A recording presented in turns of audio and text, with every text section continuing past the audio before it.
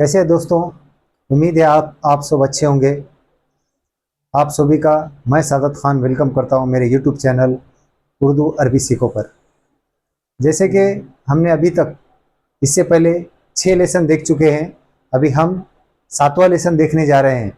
मैंने आज तक आपको 38 अल्फ़ाबेट जो उर्दू में आते हैं उसका अलिफ से लेके ए तक 38 अल्फ़ाबेट्स इससे पहले मैंने 6 वीडियो में आपको सिखा चुका हूं। अगर किसी ने मेरा पहले के लेसन अटेंड नहीं किए हैं तो मैंने अपने चैनल पर साइट दिया हूँ, उसकी लिंक दिया हूँ, उस पर जाकर आप देख सकते हैं मेरे पिछले वीडियो। और आप सभी से मेरी रिक्वेस्ट है कि आप मेरे वीडियो में लास्ट तक जुड़े रहें। मैं एक आज समाज से रिलेटेड एक बात आपसे शेयर करने जा रहा हूँ, तो आप वो मेरे साथ लास्ट तक वीडियो में बने रहेंगे तो आपको सुनने मिलेगा। और जो मैं आज सिखाने जा रहा हूँ उसको आप शुरू से लेकर लास्ट तक देखिए, क्योंकि अभी तक हमने सिर्फ अल्फाज जो होते हैं, जो उर्दू में वर्ड्स होते हैं, उनको कैसे लिखा जाता है, उनको क्या कहा जाता है और उनकी आवाज़ क्या निकलती है, ये हमने देखा। आज हम बहुत इम्पोर्टेंट लेक्चर देख रहे हैं कि जो अल्फ़ाबेट्स होते हैं उर्दू में, जो शब्द होते हैं, उनको छोटे शक्ल में कैसे लिखा जाता है, छोटे शेप में कैसे लिखा जाता है। क्योंकि हर एक उर्दू जो है तो जब जॉइंट करते हैं हम दूसरे अल्फाज के साथ, तो उसको कैसा जॉइंट किया जाता है, तो उस जो मेन अल्फ़ाबेट्स है वो अपने रूप कैसे चेंज करता है, क्योंकि हम उन्हें कैसा पहचाने कि ये कौन सा है।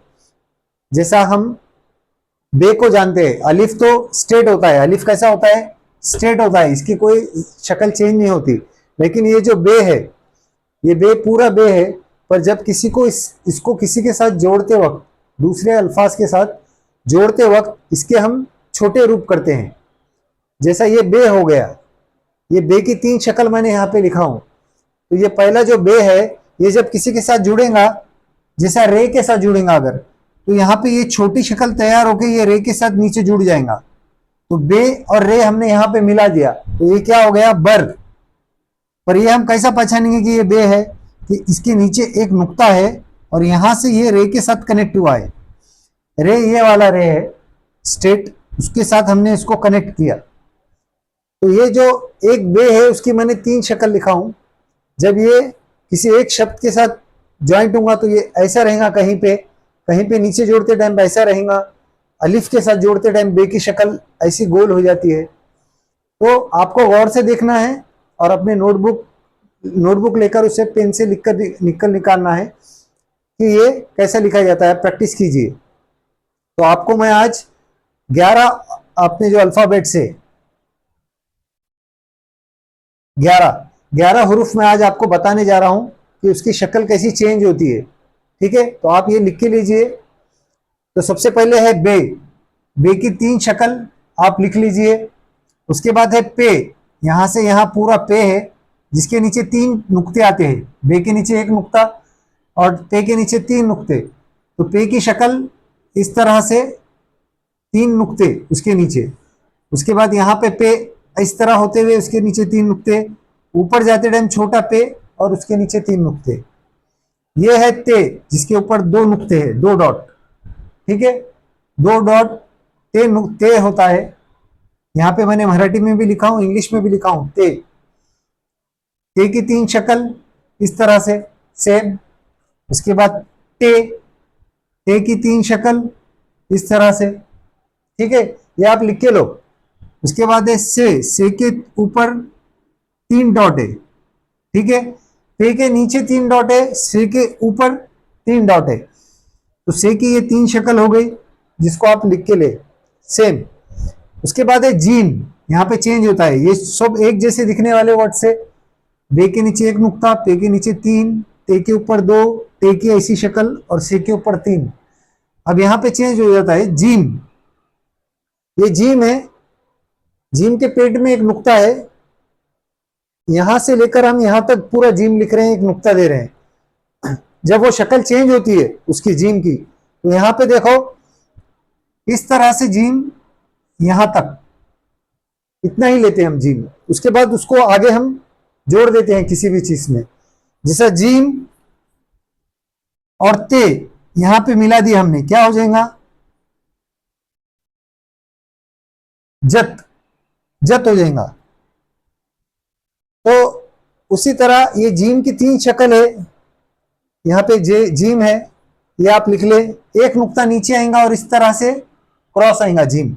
उसके बाद है चीम, जीम में एक था, इसमें 3 नुक्ते हैं, तो चीम के ये 3 शक्ल। उसके बाद है में कोई डॉट नहीं है, सिंगल अकेला है, तो उसकी शक्ल है कि 3 शक्ल हो गई है।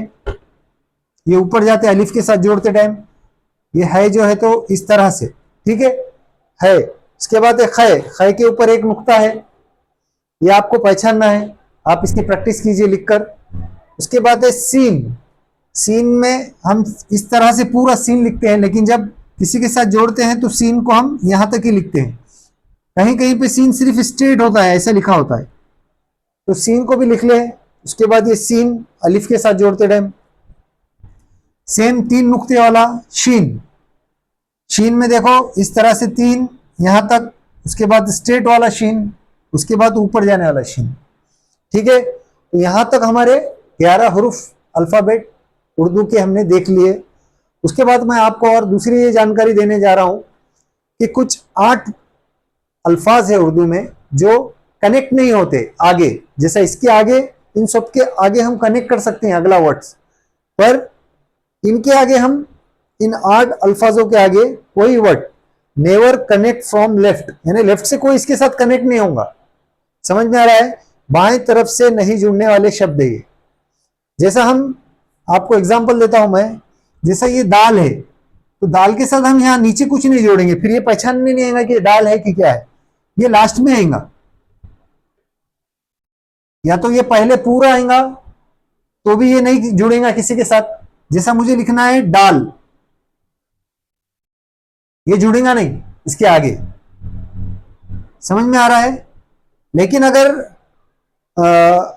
हमको रे को पीछे लेफ्ट राइट साइड से जोड़ना है तो हम ले के साथ दूसरा वर्ड जोड़ सकते हैं, जैसा बे रे बर, तो ये राइट से जुड़ रहा है रे, लेकिन रे के आगे हम कोई चीज नहीं जोड़ सकते। तो ऐसे ये जो कुछ शब्द है जिनको हम उसके आगे 8 अल्फाज है उनके आगे हम नहीं जोड़ते, तो ये भी आप लिख के ले ले, दाल, दाल, जाल, रे, रे, जे, से और वाव, ठीक है। तो इनके साथ हम किसी को नहीं जोड़ सकते, तो ये एक आपको है। और एक है अलिफ, अलिफ को भी हम क्या करेंगे, इसके आगे कोई नहीं जोड़ते हम, अलिफ के आगे, अलिफ को हम राइट से जोड़ सकते हैं, जैसा बे अलिफ बा, ऐसा जोड़ सकते हैं हम, लेकिन उसके लेफ्ट में हम नहीं जोड़ सकते। तो टोटल 9 वर्ड्स आप लिख के लीजिए कि जिनको हम लेफ्ट साइड से नहीं जोड़ेंगे।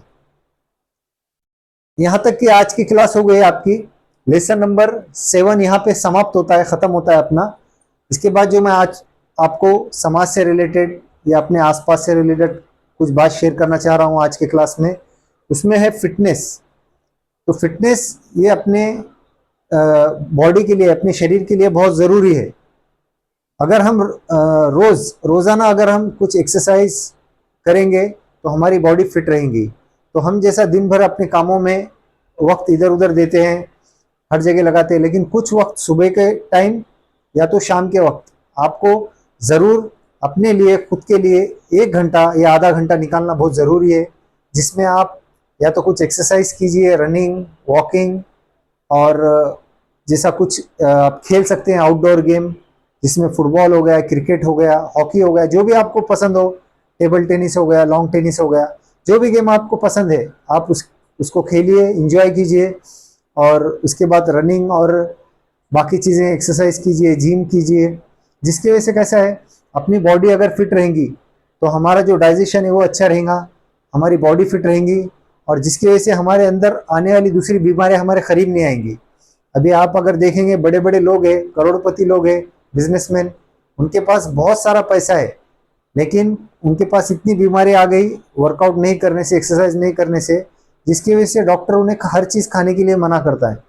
अगर हमको बूढ़े होने तक अगर अपने आप को फिट रखना है तो हम थोड़ा सा वक्त अपनी ज़िंदगी का खेलने या अपनी एक्सरसाइज में दें। उसके बाद अपने बच्चों को भी मोबाइल से दूर रखकर जो है सो हम उन्हें बाहर के आउटडोर गेम खेलने के लिए थोड़ा वक्त पढ़ाई में से निकाल कर उन्हें भेजा करें। तो आज के मेरे लेसन में इतना ही। आगे उम्मीद है आपको अगला लेसन में हमारी मुलाकात होगी। तब तक के लिए अल्लाह हाफिज़।